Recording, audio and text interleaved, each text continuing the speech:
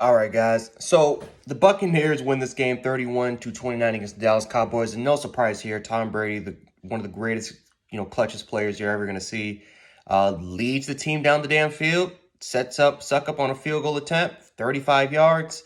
Of course, nails it. I mean, that's Tom Brady. That's who he always is. He's arguably the greatest player of all time, the best quarterback of all time. That's for damn sure. And that's just what he does. But this was week one. This is the first game, Thursday night, prime time, and just as expected, there was a lot of mistakes. There was a lot of self-inflicting mistakes on both sides of the ball that happened in this particular football game, guys.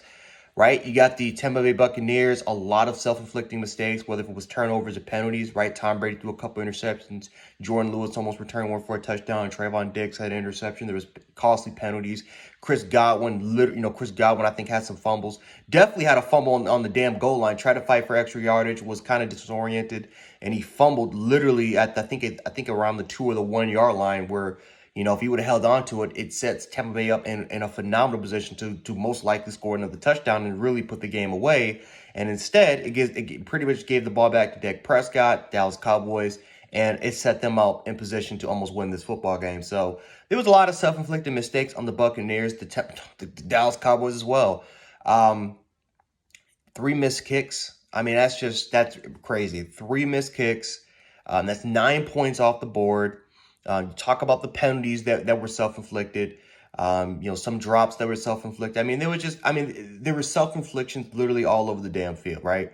Was there horrible coaching decisions in this game by the Dallas Cowboys? Absolutely.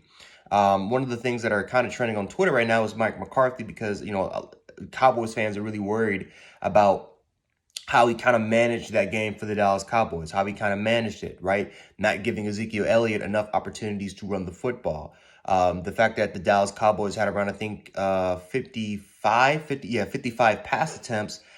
That was one of the biggest complaints for last year. Is that last year when Dak Prescott was healthy, he averaged over 50 pass attempts a game, and that increased in that overload. Even though he got hurt on a running play, still, could it possibly play a factor into how he got hurt last year and to kind of how he kind of injured that rotator cuff? Possibly. So it's going to be interesting to see the Cowboys moving forward if they're going to maybe lessen the load and try to get Zeke. Remember, Ezekiel Elliott is a $100 million running back, or I think close to the $100 million running back mark. And if you're paying him that much money, he needs to get the ball.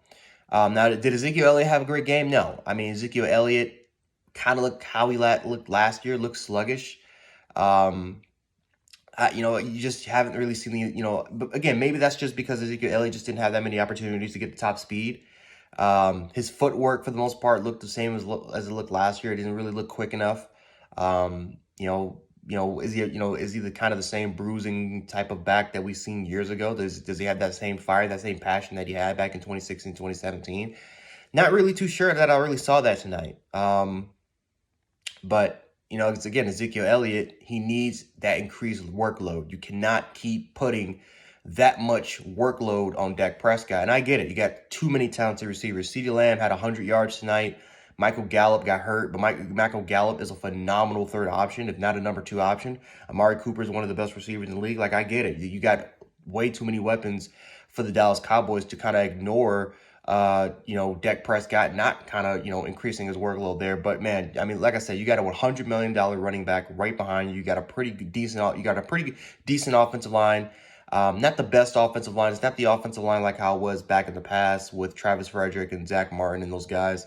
Those guys are a lot older. Travis Frederick got the lead. And Tyron Smith, I think Tyron Smith was solid tonight. Even though, again, he did, he had some costly penalties. But is he that same player like he was 5, 6, 7 years ago? I'm not too exactly sure, right? He's dealt with so many injuries throughout his career, and Tyron Smith is still kind of a concern. I think he should still be a concern to Cowboys fans because, again, the question is will he stay healthy even for the season? Health has been an issue for him, so we'll definitely see what happens with him. But overall wise, I mean, the Cowboys played a great game. Even though the coaching, in my opinion, wasn't the best for Mike McCarthy, the Cowboys still almost won this game. And Dak Prescott, you got to give him tons of credit. He played his ass off tonight. He had one costly turnover to Carlton Davis. But, I mean, he played his ass off tonight. He made some phenomenal throws, some great timely throws. His receivers were able to come through and come clutch for him at times. You know, another 400-yard performance. I mean, this was just a great game. But you know, when you have those self-inflictions, and when you when you have those missed field goals, it sucks sometimes. I know it definitely does suck.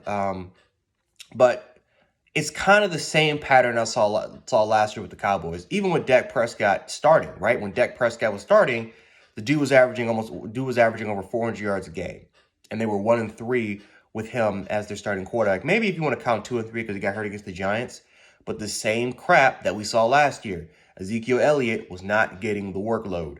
Dak Prescott was getting the workload. And even though they were getting 500-yard passing games, and they scored a lot of points, and they had a lot of yards, the result was a loss, right? They were 1-3 with Dak Prescott, or again, you could say 2-3 with Dak Prescott, even though he got hurt against the Giants. But they did not win a lot of games when Dak Prescott was putting up these type of numbers, even going against a great defense like the Tampa Bay Buccaneers. So in order for the Cowboys to be successful, to get to where they want to get at, Ezekiel Elliott needs to have an increase in his workload. You need to force him, or if you don't feel confident with Ezekiel Elliott, you need to move on with Tony Pollard. Because again, this 55-60 passing attempt crap is not going to win the Cowboys a lot of games. I think the Eagles, maybe not the Eagles, but the Giants will have a better defense, and the Washington football team, I almost could said the R word, but the Washington football team will have a defense. Will have, those are 2 top-notch defenses, 2 possibly elite top 10 defenses that will play the Cowboys again. That, yeah, they may have trouble with the Cowboys at the first time, but the second time they play them, or who knows, maybe the first time they'll get it right. But either one of those 2, they're gonna have a little bit of a formula to kind of slow down Dak Prescott. And if Ezekiel Elliott or Tony Pollard doesn't get some type of increased workload, then I just truly do believe that the Cowboys are not going to be that successful team that we saw in the past. As far as the Buccaneers, for the most part, they made a lot of self-inflicting things. Again, Tom Brady threw a couple interceptions, including pretty much the one interception was a Hail Mary. So do you really count that? I think the other interception went through a receiver's hand. So yeah, I mean, it's not really Tom Brady's fault what happened, but Tom Brady's the GOAT. The Buccaneers are loaded all over the damn place. And I honestly feel like, this is the first game of the year. It's on a Thursday. It's prime time, and it's possibly against the best offense in the league. So no shame of, letting 26 points or 29 points happen, to the Dallas Cowboys. They're a great offense. But anyway, guys, hopefully you guys enjoyed this video. Buccaneers fans, Cowboys fans, let me know how you guys feel about this game. Let me know in the comments how you feel about it. We can definitely hash it out there. And I will catch you guys in the next one. Peace.